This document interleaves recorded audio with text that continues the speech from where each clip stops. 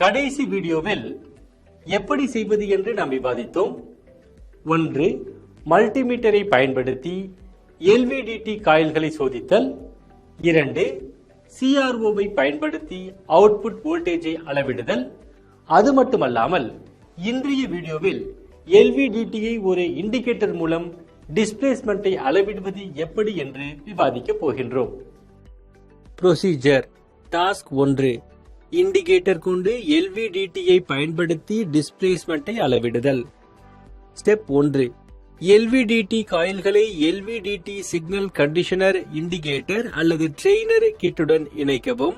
LVDTக்கான signal கண்டிஷனர்கள் வழக்கமாக டெர்மினல்கள் அல்லது கனெக்டர்களை ட்ரெய்னர் டூலில் எக்ஸைடேஷன் வோல்டேஜ் இன்புட், கிரவுண்ட் மற்றும் டிஃபரன்ஷியல் அவுட்புட் சிக்னலில் லேபிளிடப்பட்டிருக்கும். ஸ்டெப் 2. LVDTயின் நடுவில் கோரை வைக்கவும் அல்லது இண்டிகேட்டட் ஸ்கேலில் 0 நிலையில் வைக்கவும். மைய நிலையை நோக்கி கையால் மையத்தை மெதுவாக நகர்த்தவும். இது LVDTயை சேதப்படுத்தலாம் அல்லது அதன் கேலிபரேஷனை பாதிக்கலாம் என்பதால் அதை கட்டாயப்படுத்தவோ அல்லது அதிக அழுத்தம் கொடுக்கவோ கூடாது. ஸ்டெப் 3.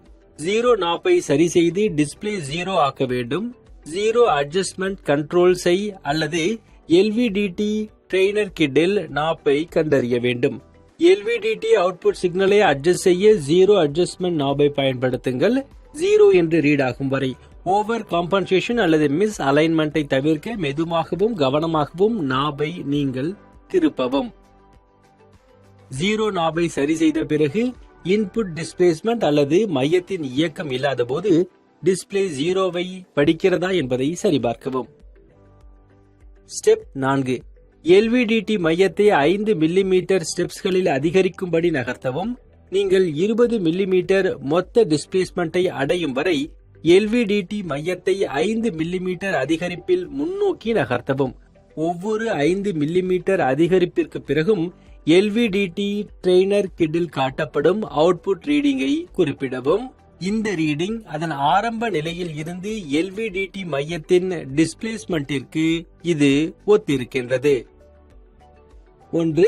LVDT கோர் முன்னோக்கி நகர்த்தப்படுவதால், அதாவது ஆரம்ப 0 நிலையில் இருந்து அவுட்புட் சிக்னலை பொதுவாக ப்ரொபோர்ஷனலி அதிகரிக்கின்றது.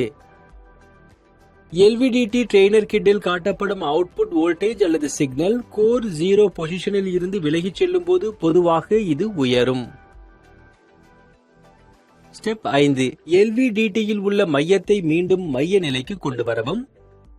ஸ்டெப் 6. ஒவ்வொரு முறையும் 5 மில்லிமீட்டர் பின்வாங்கி LVDT மையத்தை ரிவர்ஸாக நகர்த்தவும். ஒவ்வொரு முறையும் 5 மில்லிமீட்டர் பின்வாங்கி LVDT மையத்தை ரிவர்ஸாக நகர்த்தவும். ஒவ்வொரு 5 மில்லிமீட்டர் குறைப்புக்கு பிறகும் LVDT ட்ரெய்னர் கிட்டில் காட்டப்படும் அவுட்புட் ரீடிங்கை குறித்துக் கொள்ளவும். -20 மில்லிமீட்டர் ரிவர்ஸ் திசையில் 20 மில்லிமீட்டர் டிஸ்பிளேஸ்மெண்ட்டை குறிக்கும்.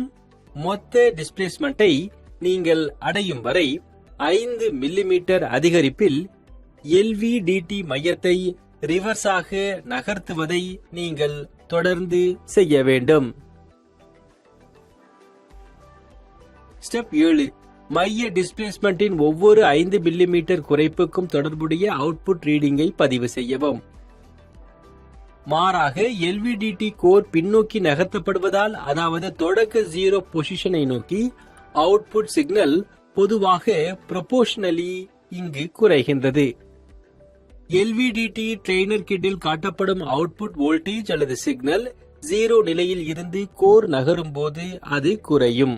ரீகேப். இந்த வீடியோவில் ஒரு இண்டிகேட்டர் மூலம் LVDTயை பயன்படுத்தி டிஸ்பிளேஸ்மெண்ட்டை எவ்வாறு அளவிடுவது என்பதை நாம் விவாதித்தோம்.